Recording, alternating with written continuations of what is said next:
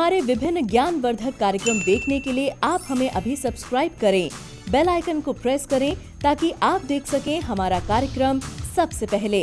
और अधिक जानकारी के लिए फेसबुक पेज को लाइक करना न भूलें। जय माँ इंद्राक्षी। इंद्राक्षी धाम में दर्शकों आप सभी का हम हार्दिक स्वागत करते हैं। आज के दिन जिन जातकों का जन्म दिवस है, मैरिज एनिवर्सरी है, उन सभी को हमारी तरफ से बहुत बहुत शुभकामनाएं। आज हम बताएंगे आपकी जन्म पत्रिका में श्री योग क्या होता है, और वास्तव में यदि किसी की जन्म पत्रिका में श्री योग हो तो ऐसा जातक अत्यधिक धनवान होता है, और धन की चाहत किसे नहीं होती। तो धनवान होना भी और उसकी कुछ पहचान भी क्या हमारी जन्म पत्रिका में होती है, आज हम आपको बताएंगे। आइए आज का पंचांग देख लेते हैं। 23 मार्च सन 2021 दिन मंगलवार, फाल्गुन मास, शुक्ल पक्ष, संवत 2077, तिथि नवमी, नक्षत्र पुनर्वसु, राहु काल 3 से 4:30, दिशा शूल उत्तर दिशा। अब देखो, वैसे तो कर्म प्रधान है, जितना अच्छा हम पुरुषार्थ करेंगे उतना ही हमारा जीवन बहुत अच्छे से व्यतीत होता है। जैसे हमारे हाथ की रेखाओं में भी कुछ ऐसे योग होते हैं जो हमें बताते हैं कि वास्तव में क्या धन हमारे पास रहेगा, हम धनवान होंगे या नहीं होंगे।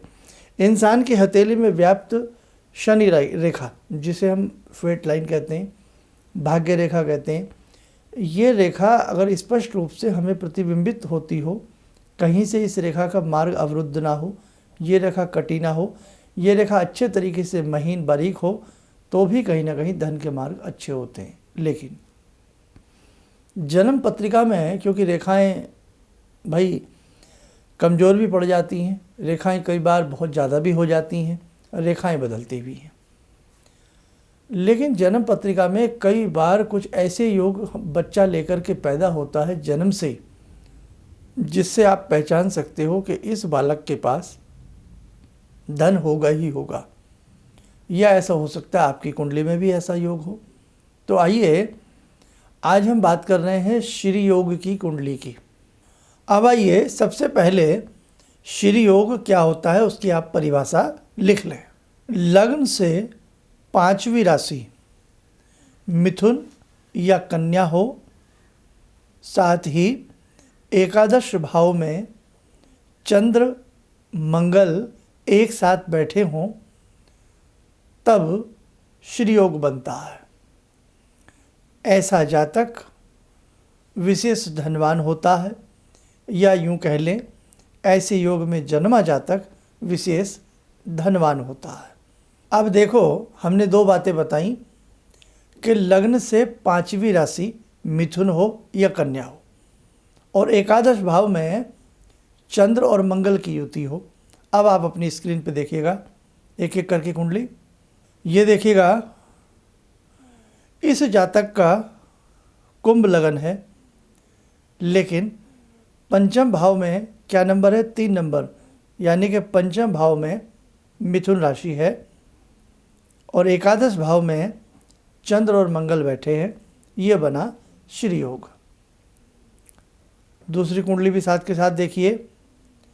इस जातक का वृषभ लगन है, और पंचम भाव में कन्या राशि है, और 11वें घर में 11th हाउस में यानी कि एकादश भाव में चंद्र मंगल की युति है। ये भी श्री योग की कुंडली बनती है। अभी आपने देखी, दोनों प्रकार की हमने कुंडली आपको दिखाई। ईश्वर करे सबके कुंडली में ऐसे अच्छे अच्छे योग हों, तो बच्चा अपनी जन्म पत्रिका में अनेकों प्रकार के योग और कुयोग लेकर के पैदा होता है। एक मर्मज्ञ एस्ट्रोलॉजर इन सब बातों को पढ़ लेता है, जान लेता है और बता देता है। हमारे जितने भी ज्योतिष सीखने वाले हमारे छात्र हैं, वो इस प्रकार के पॉइंट, इस प्रकार के योग अपनी कॉपी में कलमबद्ध करते जाएं, लिखते जाएं। बहुत काम आएगा आपको ये सारी बातें। लेकिन खाली किसी योग को सुनकर के प्रसन्न नहीं होना चाहिए। अगर ये श्री योग किसी जातक की जन्म पत्रिका में बनता है, तो ये इसके पूर्व जन्म के अच्छे संचय संस्कार की वजह से बनता है। भाव कि पूर्व जन्म में उस जातक ने बहुत अच्छे कर्म किए हैं, इस जन्म में उसे अच्छे योगों के साथ जीवन जीना होगा। लेकिन इस जीवन में भी यदि वो जातक अच्छा ही कर्म करता रहे तो स्त्री योग के साथ साथ और 4 चांद लग जाते हैं। स्त्री योग तो बन गया, लेकिन वो व्यक्ति अच्छे से जीवन को नहीं जी पा रहा है या नेक नियति पर नहीं चल रहा है, तो ये योग मिटते भी समय नहीं लगता है। तो आपने जाना स्त्री योग क्या होता है, इसे आप नोट कर लेना। आइए साधकों, समय हो चला है आज की ध्यानमाला का। उसके बाद में कुछ और ख़ास बातें आपसे करने वाला हूँ। आज की ध्यानमाला में जुड़ते हैं बाबा हनुमान जी से। ॐ अतुलितबलधामं हेमशैलावदेयं धनुजवनकृशानु ज्ञानिनामग्रगण्यं सकलगुणनिधानं वानराणामधीशं रघुपतिप्रियभक्तं वातजातं नमामि। मनोजवं मारुततुल्यवेगं जितेन्द्रियं बुद्धिमतां वरिष्ठं वातात्मजं वानरयूथमुख्यं श्रीरामदूतं शरणं प्रपद्ये। श्रीरामदूतं शरणं प्रपद्ये। रामाय रामभद्राय रामचन्द्राय वेदसे श्रीरघुनाथनाथाय सीताया पतये नमः। श्री हनुमन्ताय नमः। कवच बना लें, ध्यान करें, हनुमान जी का आशीर्वाद हम सबके ऊपर बरस रहा है।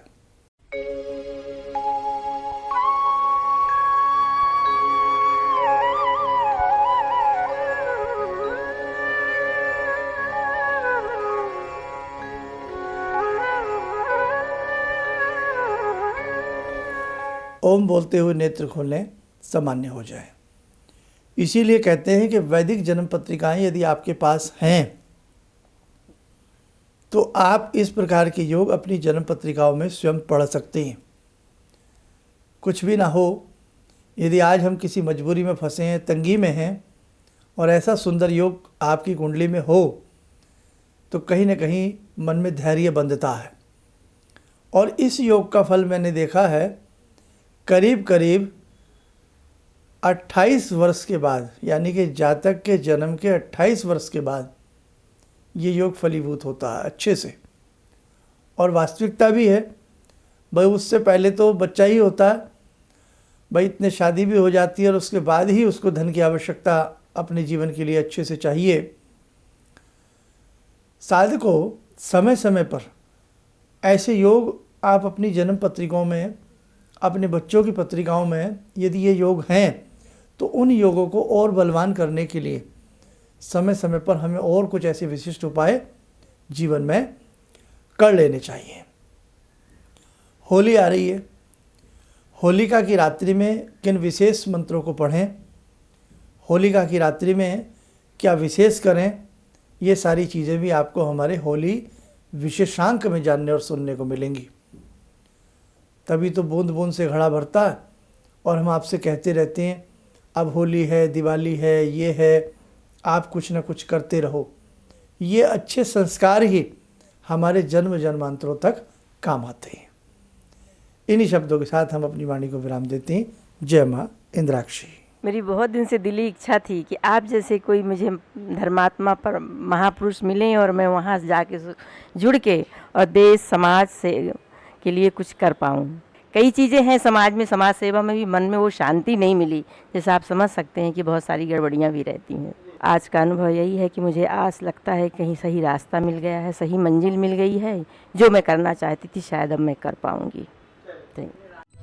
किसी भी समस्या के समाधान के लिए मिले प्रसिद्ध हस्तरेखा एवं वास्तु विशेषज्ञ प्रोफेसर धर्मेंद्र शर्मा जी से। नोट: शिविर में भाग लेने हेतु एवं व्यक्तिगत रूप से मिलने के लिए कॉल करने का समय सुबह 10 बजे से शाम 6 बजे तक। हमारे विभिन्न ज्ञानवर्धक कार्यक्रम देखने के लिए आप हमें अभी सब्सक्राइब करें, बेल आइकन को प्रेस करें ताकि आप देख सकें हमारा कार्यक्रम सबसे पहले।